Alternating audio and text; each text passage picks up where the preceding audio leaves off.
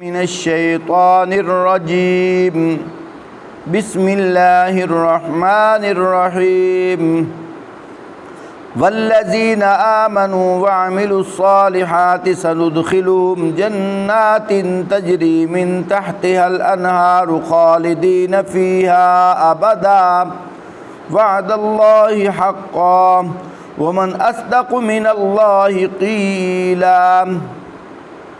فرمایا وہ لوگ جو ایمان لے آئے وعملوا الصالحات اور نیک اعمال کرتے رہے، جنات تجری من تحتها الانہار، فرمایا انہیں ہم ایسے باغوں میں داخل کریں گے جن کے نیچے نہریں بہتی ہوں گی اور وہ وہاں ہمیشہ ہمیشہ رہیں گے۔ وعد اللہ حقا، یہ اللہ کا سچا وعدہ ہے۔ ومن اصدق من اللہ قیلا، اللہ سے بڑھ کر کون اپنی بات میں سچا ہو سکتا ہے۔ لیس بامانیکم ولا امانی اہل الکتاب من یعمل سوءا یجز به ولا یجد له من دون اللہ ولیا ولا نصیرا۔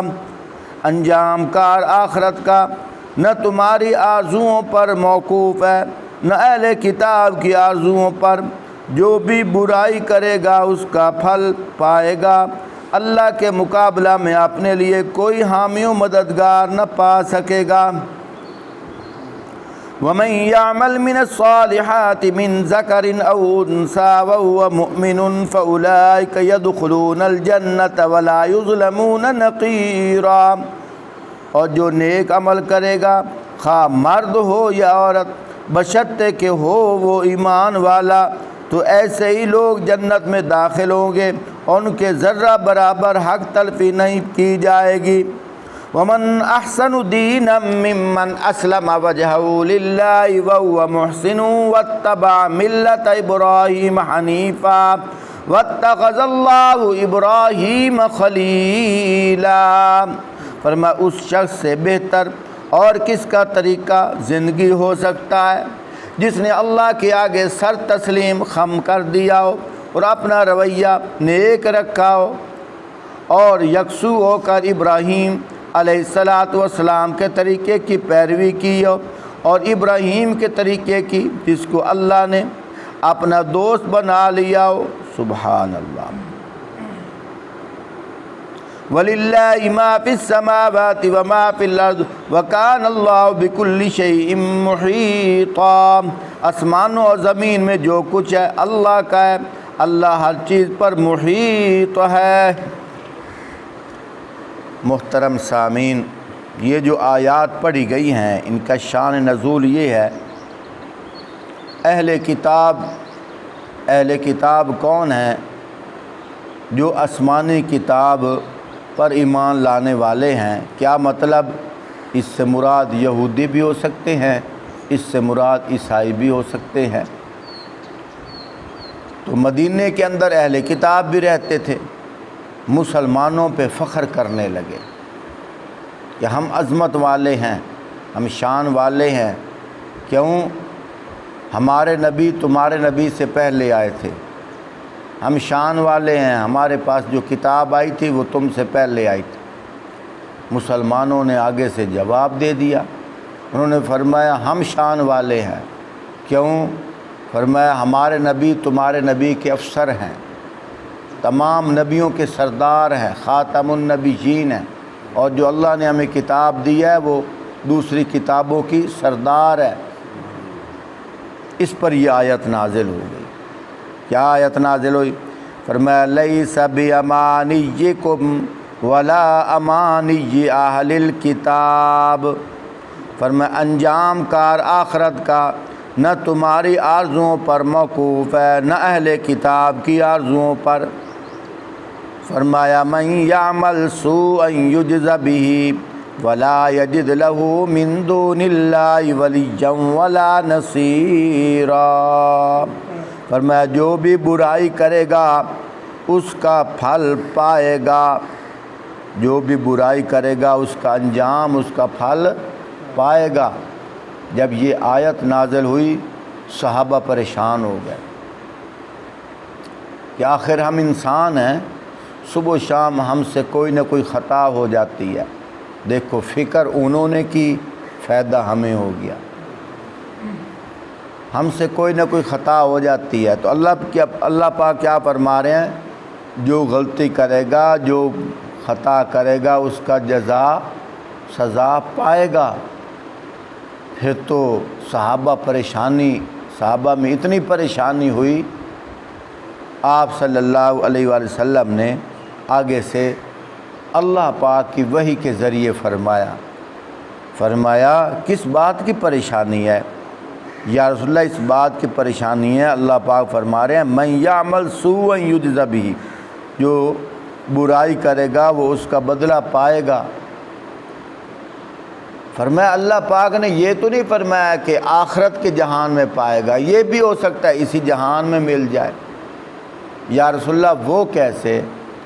فرمایا اللہ پاک غفور الرحیم ہے، اللہ پاک کریم ہے، اللہ پاک رحمت والے ہیں، اللہ پاک کو اپنے بندوں پہ بڑا پیار ہے۔ فرمایا جب انسان کوئی گناہ کرتا ہے، اللہ پاک چاہتے ہیں میرا بندہ جہنم کی آگ سے بچ جائے، جہنم کی آگ سے بچ جائے۔ ایک جگہ ہے کہ اگر بندہ توبہ کر لے اللہ گناہ معاف فرما دیتے ہیں، ایک جگہ کیا ہے، فرمایا اگر انسان گناہ کرتا ہے، فرمایا کہ انسان کو کوئی نہ کوئی تکلیف آ جاتی ہے، وہ اس گناہ کا ازالہ ہو جاتی ہے۔ میں ابھی مطالعہ کر رہا تھا، فرمایا کہ اگر انسان کو کوئی تکلیف آ جائے، آپ صلی اللہ علیہ وآلہ وسلم نے فرمایا وہ اس کے گناہ کا ازالہ ہوتی ہے۔ فرمایا حتیٰ کہ چل رہا ہے پاؤں میں کانٹا لگ گیا، یہ بھی اس کے گناہ کا ازالہ ہے۔ ایک جگہ فرمایا صحابہ جب پریشان ہوئے، آپ صلی اللہ علیہ وسلم نے فرمایا کیا تمہیں بخار نہیں ہوتا؟ عرض کی یا رسول اللہ صلی اللہ علیہ وسلم بخار تو ہوتا ہے۔ فرمایا جب کسی کو بخار ہوتا ہے اس کے سارے گناہ دھل جاتے ہیں، اس کے سارے گناہ دھل جاتے ہیں۔ حتیٰ کہ ایک جگہ میں یہ پڑھ رہا تھا ابھی تفسیر کے اندر، ایک آدمی ہے اس کی دو جیبیں ہیں، ایک جیب کے اندر اس نے پیسے رکھے، اس کو خیال آیا کہ میں نے دوسری جیب میں رکھے ہیں، اب پیسے نکالنے کے لیے جیب میں ہاتھ ڈالا تو پیسے نہیں، تو تھوڑا سا جھٹکا لگتا ہے نا، یہ جو جھٹکا لگا پریشانی کا، فرمایا اتنی دیر میں پتہ نہیں کتنے گناہ دھل گئے، اور بعد میں دوسری جیب میں ہاتھ ڈالا تو اوہ پیسے تو ادھر تھے، خوشی بھی مل گئی گناہ بھی دھل گئے۔ سبحان اللہ، اللہ پاک کتنے بہانوں سے انسان کے گناہ دھو رہے ہیں۔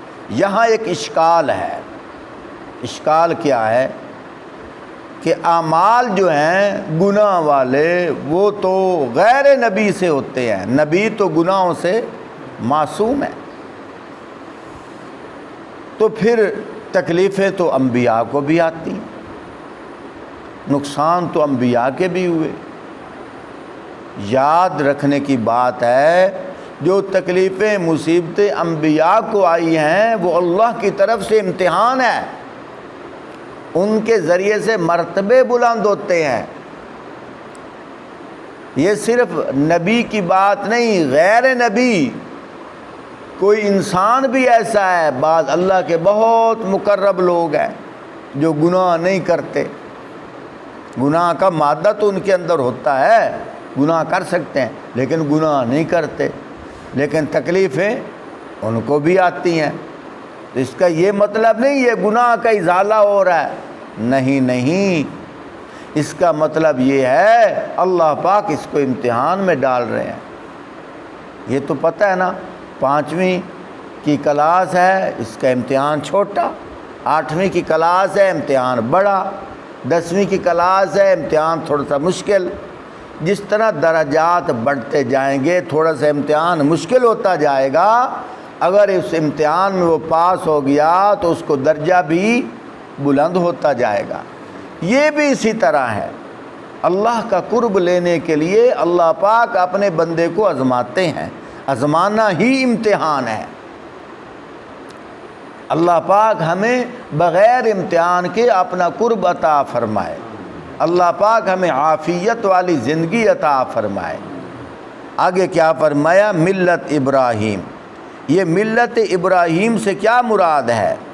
فرمایا جس طرح حضرت ابراہیم علیہ السلام یکسو اللہ کے تھے، فرمایا اسی طرح اللہ کے ہو جاؤ، یکسو اللہ کے ہو جاؤ۔ جو بھی کام کرو اخلاص کے ساتھ کرو، دکھلاوے کا کام نہ کرو۔